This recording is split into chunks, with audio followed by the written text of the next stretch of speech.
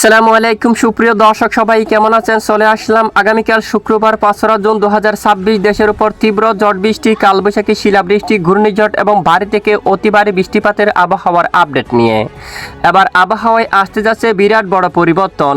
আগামী 8 তারিখ থেকে দেশের উত্তরাঞ্চলের জেলায় জেলায় ধেয়ে আসছে ভারী থেকে অতি ভারী বৃষ্টিপাত। ভারী বৃষ্টির কারণে ডুবে যেতে পারে মাঠঘাট, নদী নালা। এদিকে বঙ্গোপসাগর বুকে আগামী 10-12 তারিখের মধ্যে তৈরি হতে পারে একটি মৌসুমীয় লঘুচাপ, যার প্রভাবে উত্তাল হতে পারে বঙ্গোপসাগর। জেলায় জেলায় শুরু হতে পারে দমকা ঝোড়ো হাওয়া। উপকূলীয় অঞ্চলে শুরু হতে পারে মাঝারি থেকে ভারী বৃষ্টিপাত।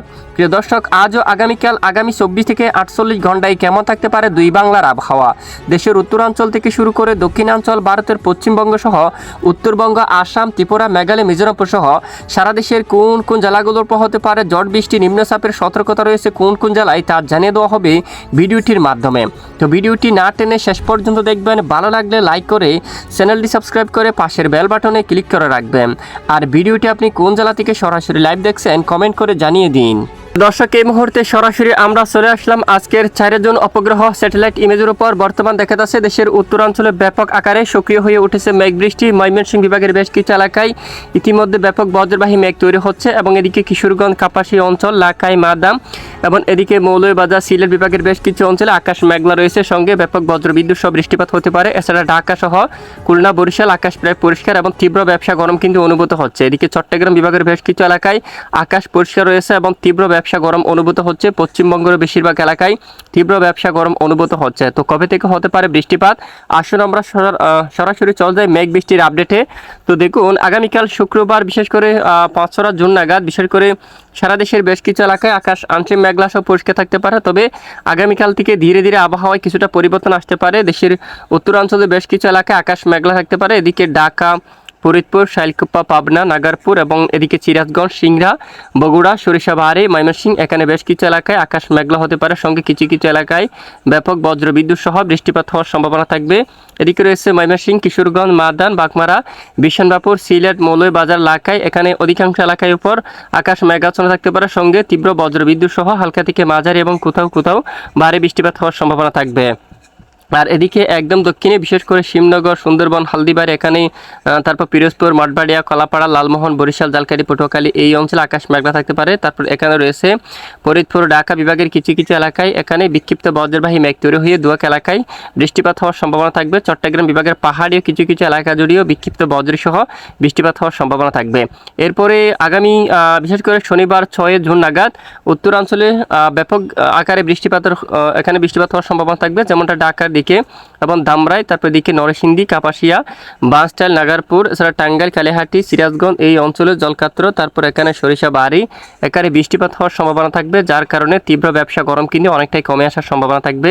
এবং এদিকে সিলেট বিভাগের পূর্ব দিকের কিছু কিছু জেলার উপরও বজ্রসহ বৃষ্টিপাত হওয়ার সম্ভাবনা থাকবে, যার কারণে তীব্র ব্যবসা গরম অনেকখানি কমে আসার সম্ভাবনা থাকবে।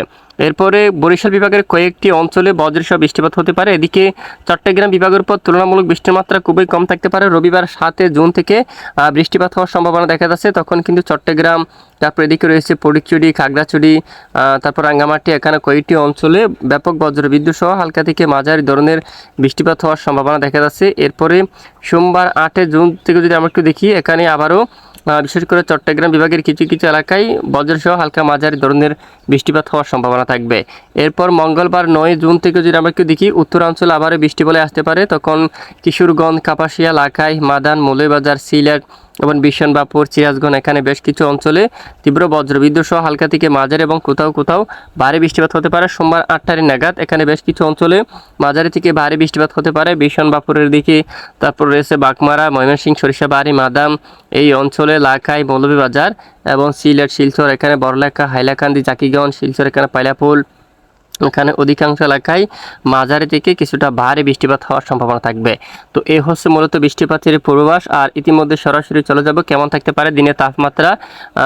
তো আমরা দেখতে পাচ্ছি আগামীকাল শুক্রবার বিশেষ করে 5 জুন নাগাদ সারা দেশের বেশ কিছু এলাকায় দেখুন ঢাকায় সর্বোচ্চ প্রায় 32 ডিগ্রি সেলসিয়াস পর্যন্ত তাপমাত্রা থাকবে, তবে ব্যবসা গরম অনুভূত থাকবে। খুলনা, বরিশাল, চট্টগ্রাম বিভাগের বেশ কিছু এলাকায় 32, কোথাও কোথাও প্রায় 33 ডিগ্রি সেলসিয়াস পর্যন্ত তাপমাত্রা থাকবে।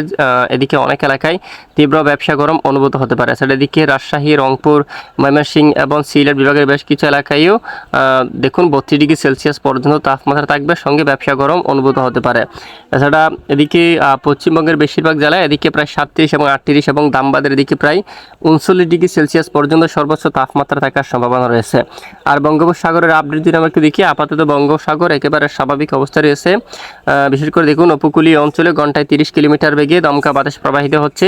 এরপর আগামীকাল বা শনিবার 6 তারিখ থেকেও যদি আমরা একটু দেখি, একেবারে স্বাভাবিক থাকতে পারে বঙ্গোপসাগর, কোনো উত্তাল পরিবেশ কিন্তু দেখা যাচ্ছে না। এছাড়া রবিবার 7 জুন থেকে যদি আমরা একটু দেখি, উপকূলীয় অঞ্চলের দিকে কিন্তু স্বাভাবিক থাকতে পারে, তবে দক্ষিণ বঙ্গোপসাগর ধীরে ধীরে উত্তাল হয়ে উঠতে পারে। এখানে দেখুন আগামী 9-10 তারিখের মধ্যে বিশেষ করে বঙ্গোপসাগরে মৌসুমী বৃষ্টি বলে কিন্তু প্রবেশ করছে। এখানে একটি মৌসুমী লঘুচাপ সৃষ্টি হতে পারে, যার কারণে উত্তাল হতে পারে দক্ষিণ বঙ্গোপসাগর এবং আন্দামান সাগর, এবং এখানে বেশ কিছু অঞ্চলে দমকা জোড়া হাওয়া কিন্তু বয়ে যাওয়ার সম্ভাবনা থাকবে উপকূলীয় মায়ানমার সংলগ্ন অঞ্চলে। এবং পরবর্তী ধীরে ধীরে 10 তারিখের পরে 15 তারিখের ভিতরে দেশের দক্ষিণ উপকূলীয় অঞ্চলে দমকা বা জোড়া হাওয়া শুরু হতে পারে, এবং সঙ্গে অনেক এলাকায় হালকা থেকে মাঝারি ধরনের বৃষ্টিপাত হওয়ার সম্ভাবনা থাকবে। প্রিয় দর্শক, এই হচ্ছে আজকের আবহাওয়ার বিস্তারিত গুরুত্বপূর্ণ আপডেট। তো এতক্ষণ আমাদের সাথে থাকার জন্য অসংখ্য ধন্যবাদ।